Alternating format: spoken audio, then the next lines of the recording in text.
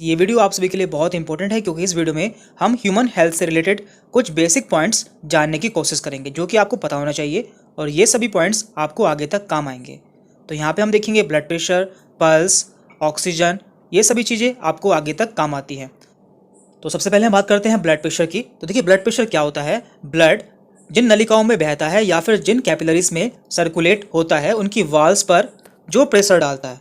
मान लीजिए ये हमारी नलिकाएं हैं या हमारी कैपिलरीज हैं और इसके अंदर ब्लड सर्कुलेट हो रहा है, तो ये इनकी वॉल्स पर जो प्रेशर डालता है दोनों साइड में, उसे हम ब्लड प्रेशर कहते हैं। और ये ब्लड प्रेशर दो टाइप का होता है, सिस्टोलिक एंड डायस्टोलिक। तो यहाँ पर सिस्टोलिक ब्लड प्रेशर हमारा ऊपर का ब्लड प्रेशर होता है, जबकि डायस्टोलिक ब्लड प्रेशर हमारा नीचे का ब्लड प्रेशर होता है। तो हम यहाँ पे जानेंगे कि ब्लड प्रेशर नॉर्मल कितना होता है और हम कब मानेंगे कि हमारा ब्लड प्रेशर बढ़ चुका है।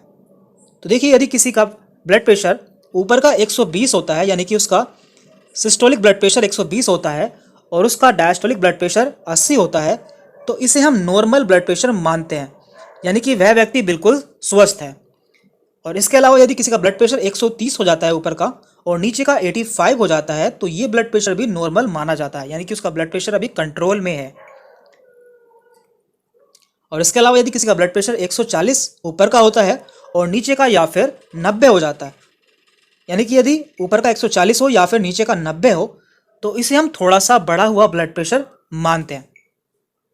एंड लास्ट में यदि किसी का ब्लड प्रेशर ऊपर का 150 हो जाता है और नीचे का 95 हो जाता है, तो इसे हम वेरी हाई ब्लड प्रेशर मानते हैं, यानी कि उसका ब्लड प्रेशर बहुत ज़्यादा बढ़ चुका है। और ऐसी कंडीशन में हमें तुरंत डॉक्टर के पास में जाना चाहिए क्योंकि ये इमरजेंसी कंडीशन होती है।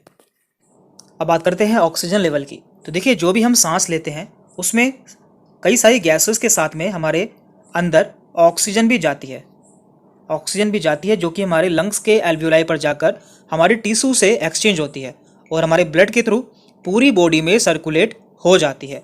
तो इसका लेवल कितना होता है ये भी आपको पता होना चाहिए। तो हम देख लेते हैं।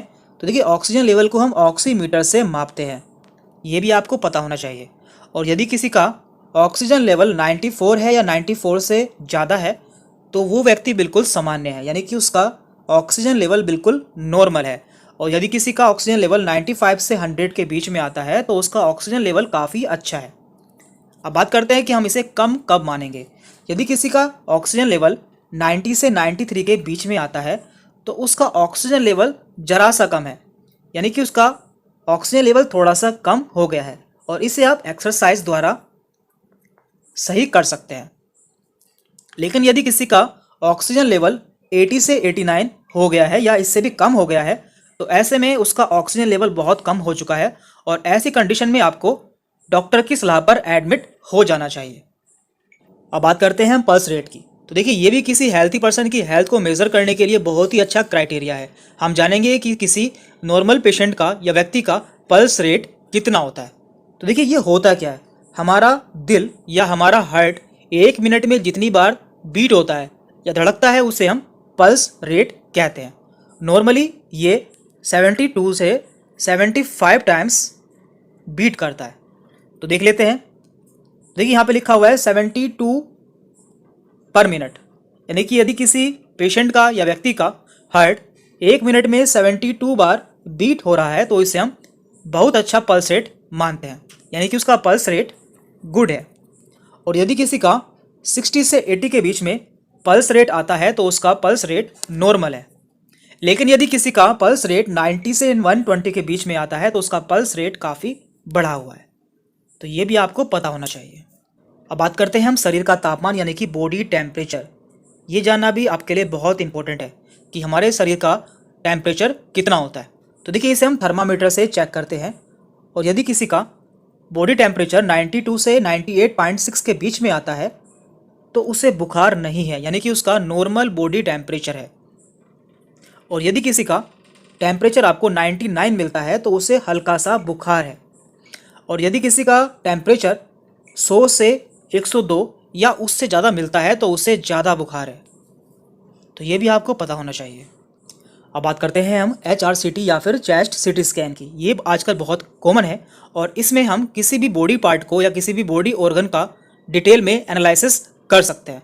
तो यहाँ पे कुछ स्कोर दिए जाते हैं, जैसे कि 0 से 8, 9 से 18, 19 से 25।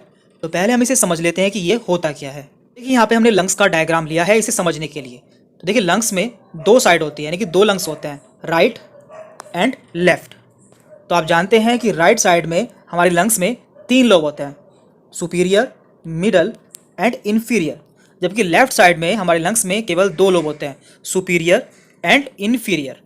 तो देखिए यहाँ पे हम इन्हें कुछ नंबर्स देते हैं, यानी कि सीटी स्कोर देते हैं। तो यहाँ पे हम हर लोब को 5 सीटी स्कोर देते हैं। मान लीजिए यहाँ पे हमने 5 दिया है इस लोब को, इसे भी 5 दिया है, इसे भी 5 दिया है, इसे भी 5 दिया है और इसे भी 5 दिया है। तो कुल मिलाकर हमारा स्कोर बनता है 25। तो हम सिटी स्कैन में देखते हैं कि हमारा कितना परसेंट या कितने लोब खराब हो गए हैं। यदि हमारा मान लीजिए कि हमारा सुपीरियर लोब में से इसका 3 पॉइंट खराब हो गया है, तो हम मानेंगे कि यहाँ पे केवल इसका 2 पॉइंट ही सही है। और मान लीजिए कि यहाँ से हमारा 1 पॉइंट खराब हो गया है, तो यहाँ पे हमारा केवल 4 पॉइंट ही सही है। तो इस तरह से हमारा स्कोर बैठेगा, यहाँ का 5, यहाँ का 5 एंड यहाँ का 5, 15, 15 और 4 19, 19 एंड 2 21, यानी कि हमारा 25 में से 21 स्कोर आएगा। इस तरह से हम सिटी स्कोर में देखते हैं कि हमारा लंग कितना डैमेज है या उसमें कितना इन्फेक्शन हो चुका है। तो आप इसे समझ गए होंगे। तो वापस से आते हैं अपनी स्लाइड पर। तो देखिए यहाँ पे दिया हुआ है, यदि किसी का HRCT यानी कि high resolution computer tomography score 0 से 8 के बीच में आता है, तो उसे माइल्ड इन्फेक्शन है, यानी कि उसे हल्का इन्फेक्शन है या उसे अभी इन्फेक्शन की शुरुआत हुई है। और यदि किसी का HRCT स्कोर 9 से 18 के बीच में आया है, तो उसे मॉडरेट इन्फेक्शन है। और यदि किसी का HRCT स्कोर 19 से 25 के बीच में आया है, तो उसे सीवियर इन्फेक्शन है, यानी कि उसे काफ़ी गंभीर इन्फेक्शन हो चुका है। तो इससे आप जान सकते हैं कि किसी को कितना इन्फेक्शन हुआ है उसके लंग्स में।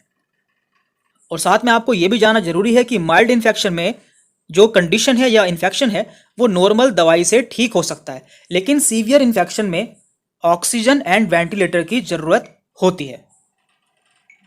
तो आज की वीडियो में हमने कुछ ऐसे बेसिक पॉइंट देखे हैं जो कि आपको पता होने चाहिए, क्योंकि आपको ये सभी पॉइंट आगे चलकर काफ़ी ज़्यादा काम आएंगे।